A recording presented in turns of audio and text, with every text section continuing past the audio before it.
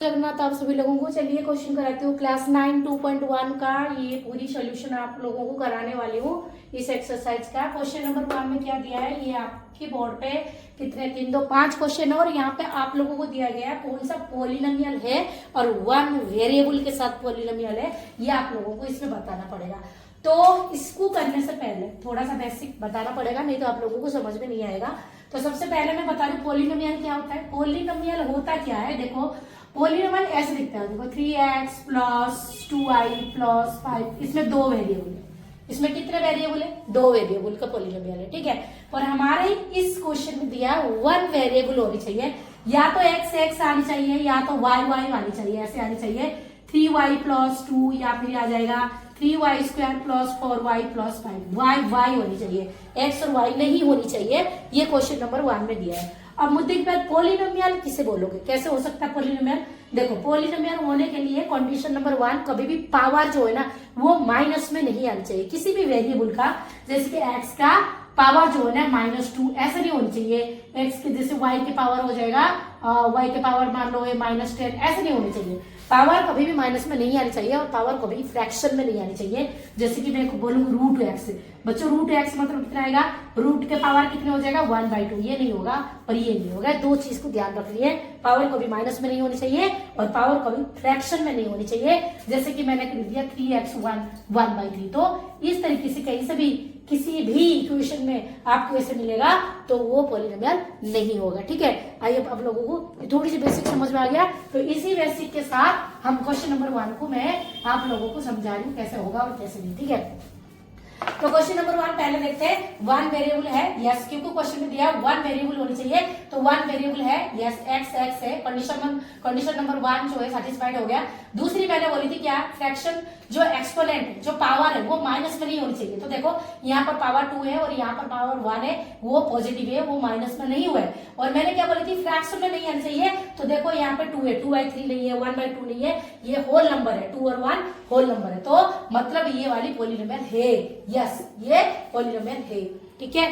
तो सेकंड वाले में चलते हैं। सेकंड वाले में देखो y, मैंने इसका तो रूट है, इसका 2 के पास रूट है मतलब 1/2 है, मैं मानती हूँ, बट जो वेरिएबल है जो y है उसके पावर तो होल नंबर है ना, उसके ऊपर जो पावर तो 2 है ना, तो इसको देखा जाएगा, इसको नहीं देखा जाएगा। तो इसलिए ये भी पॉलिनोमियल है, ना ये माइनस में है ना ये फ्रैक्शन में, तो इसलिए ये भी पॉलिनोमियल जाएगा, यस इट इज पॉलिनोमियल, ठीक है।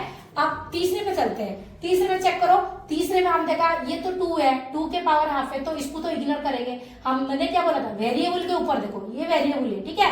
तो इस वेरिएबल के ऊपर अगर रूट लगा है तो इसको अगर मैं ओपन करूंगी तो कितना आएगा, t के पावर 1/2 हो जाएगा। ये जो रूट है ये क्या बन जाएगा, t के पावर 1/2 हो जाएगा। तो मैंने क्या बोली थी, किसी भी वेरिएबल के ऊपर जो पावर है वो क्या होने चाहिए, फ्रैक्शन में नहीं आनी चाहिए, बट ये फ्रैक्शन में आया, मतलब ये जो है ये पॉलिनोमियल नहीं है, ठीक है।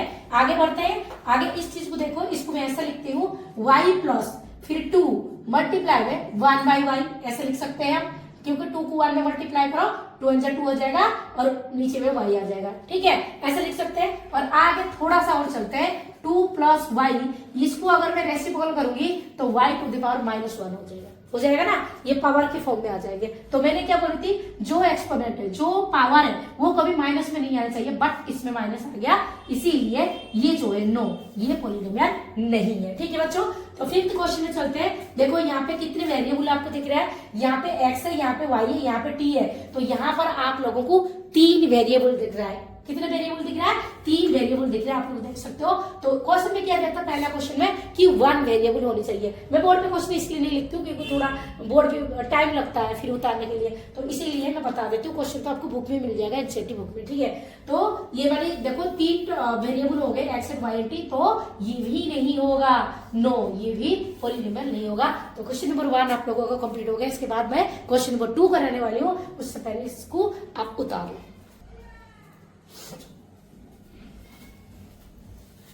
अब मैं क्वेश्चन नंबर 2 करा रही हूँ। क्वेश्चन नंबर 2 में क्या दिया है, find the coefficient of x²। हमें x² का कोएफिशिएंट फाइंड आउट करनी है, सीधी सी बात है, सिंपल सी बात है, देसी भाषा में आप लोगों को समझा रही हूँ। कोएफिशिएंट की मतलब होता है आगे और पीछे रहना, ठीक है। मान लो मैंने क्वेश्चन दिया, देखो 3x² + 2, ठीक है। तो आप देखो x² का कोएफिशिएंट कौन है, कोएफिशिएंट मतलब इसके पीछे कौन सी नंबर है, कौन से नंबर में 3 है ना, तो ये होता है कोएफिशिएंट। आगे भी रहेगा, आगे वाला को भी उठाना है, पीछे वाला को भी उठाना है, ठीक है। तो एक्स स्क्वायर का कोएफिशिएंट 3 और y आ जाएगा। सिंपल सी बात है।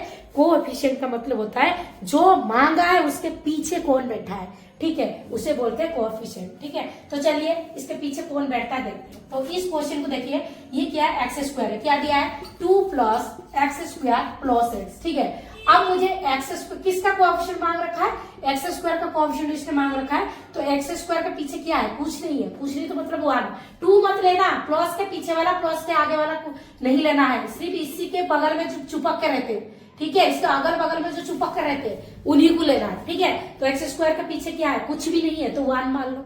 तो इसका आंसर क्या आ जाएगा, इसका जो कोएफिशिएंट कितनी है 1, ठीक है, इसका कोएफिशिएंट 1 है। अब चलिए इसमें चलिए एक्स स्क्वायर के पीछे क्या दिख रहा है, -1 दिख रहा है ना, तो इसका कोएफिशिएंट कितनी है, इसका कोएफिशिएंट कितना आएगा, इसका कोएफिशिएंट आ जाएगा तुम्हारा -1 आ जाएगा। समझ में आया। फिर देखो ये एक्स स्क्वायर है, इसका कोएफिशिएंट कितनी है, इसका कोएफिशिएंट आएगा π/2, ठीक है। इसका कोएफिशिएंट क्या आ जाएगा, इसका कोएफिशिएंट आ जाएगा π/2, ठीक है। थोड़ा सा इसको रब करती हूं मैं। अब यहां से ये वाले इसके देखो, इसका इसमें तो एक्स स्क्वायर ही नहीं है, इसने क्वेश्चन में क्या दिया था, कोएफिशिएंट में एक्स स्क्वायर दिया था ना, पर इसमें तो एक्स स्क्वायर ही नहीं है, तो क्या आ जाएगा, इसका कोएफिशिएंट कितना आ जाएगा, कितना आ जाएगा, इसका कोएफिशिएंट 0, इसका कोएफिशिएंट कितना हो जाएगा, 0 आ जाएगा, ठीक है। आई होप आप लोगों को ये समझ में आ गया होगा कि कोएफिशिएंट क्या होते हैं। कोएफिशिएंट वो होता है जैसे कि देखो 4x² फिर z प्लस 2x प्लस 5 ये है, ठीक है। अब हमें एक्स स्क्वायर का कोएफिशिएंट मांगा है, तो इसके आगे और पीछे जो भी नंबर है 4 और z, तो इसका जो कोएफिशिएंट हो जाएगा वो 4z हो जाएगा, ठीक है। तो ये वाले जो बेसिक ये कॉन्सेप्ट है, और क्वेश्चन नंबर 2 आप लोगों को समझ में आ गया होगा, ठीक है। तो चलिए इसको नोट करिए, फिर आगे बच्चों चलिए क्वेश्चन नंबर 3 और 4 कराती हूँ। उसने कहा है क्वेश्चन नंबर 3 में ये क्वेश्चन है कि बाइनोमियल का एक एग्जाम्पल दे दो जिसका डिग्री 35 होना चाहिए, और मोनोमियल का एक एग्जाम्पल दे दो जिसकी डिग्री 100 होना चाहिए, ठीक है। तो बाइनोमियल का मतलब क्या होता है, दो आनी चाहिए टर्म। तो पहले मैं ये लिख देती हूँ, एक अपने मन से तुम सोच सकते हो, चलो मान लो मैंने ये ले लिया 3x और टू दी पावर कितनी है 35, ठीक है, प्लस में मैंने यहाँ पे 2 लिख दिया, तो ये देखो ये हो गया 1 एंड 2 टर्म, हो गया 2 टर्म, तो ये बाइनोमियल में गए। अब मोनोमियल का मतलब क्या होता है, एक लिखनी है, ओनली एंड ओनली एक ही लिखनी है, तो तुम ऐसा कर सकते हो y टू दी पावर 100 लिख दो, बस एक होनी चाहिए, प्लस में और कुछ नहीं होनी चाहिए। मोनो का मतलब एक ही टर्म होनी चाहिए, ठीक है। तो ये हो गया मेरा इसका आंसर। अब राइट का डिग्री, अब इस क्वेश्चन में दिया है डिग्री फाइंड आउट करनी है। डिग्री मतलब सबसे हाईएस्ट पावर देख लो, यहाँ पे डिग्री देख लो कितने, दोनों 2 कैसे है, शायद मैंने इसको गलत उतारी हूँ, तो मैं एनसीईआरटी बुक में चेक कर देती हूँ। तो दोनों 2 नहीं आनी चाहिए, हाँ यहाँ पर क्यूब है, दोनों 2 नहीं आनी चाहिए, तो यहाँ पर क्यूब है, ठीक है, माय मिस्टेक। तो यहाँ से देखो डिग्री, हाईएस्ट डिग्री कौन कितने हैं, 3 है, तो इसकी जो डिग्री है वो कितना आ जाएगा, इसकी जो डिग्री है वो 3 आएगा, ठीक है, इसकी डिग्री कितनी है 3 है। अब इसकी जो डिग्री कितनी है, हाईएस्ट कितनी है 2 है, तो इसकी डिग्री आएगा, इसकी डिग्री इज इक्वल टू कितना आएगा, अब इक्वल लगा दो, इक्वल टू 2। इसकी डिग्री कितना आएगा, इसका देखो ये टी के ऊपर कितना 1 माना जाएगा ना, जो वेरिएबल है उसी के ऊपर पावर देख लो, इसके डिग्री कुछ नहीं तो 1 है, तो ये वाले का जो डिग्री है वो कितना आ जाएगा 1 आएगा, ठीक है। और इसके डिग्री कुछ नहीं है तो 0 माना जाएगा, तो इसकी जो डिग्री है वो कितनी है 0 है, ठीक है। आई होप तुम लोगों को समझ में आ गया होगा। ये क्वेश्चन में जो हाईएस्ट पावर है ना वही डिग्री के तौर पे आंसर आता है, तो इसके हाईएस्ट पावर 3 है, इसके हाईएस्ट पावर 2 है, इसके 1 है, इसके कुछ भी नहीं है, तो क्या माना जाएगा 0 माना जाएगा, उतारो।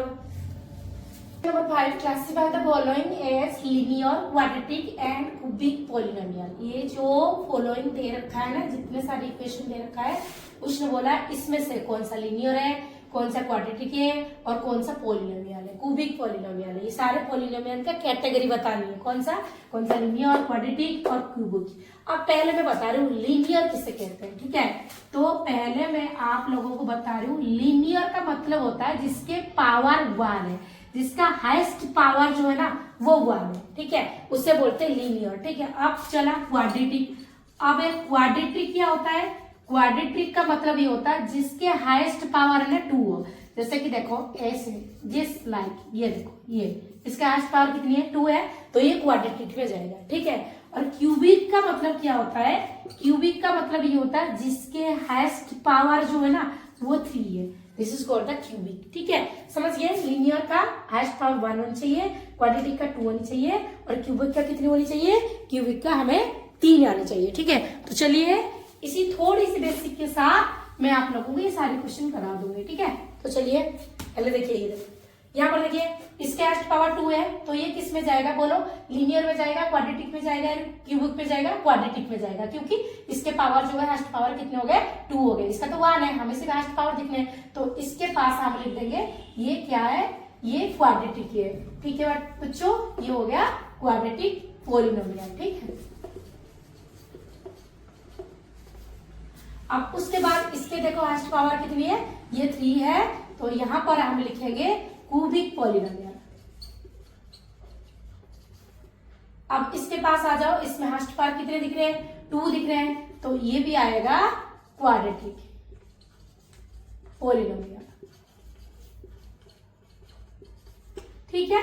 इसकी पावर कितनी है, 1 है, तो ये आ जाएगा लीनियर में, क्या आ जाएगा बच्चों, लीनियर में आ जाएगा, लीनियर पॉलिनोमियल, ठीक है।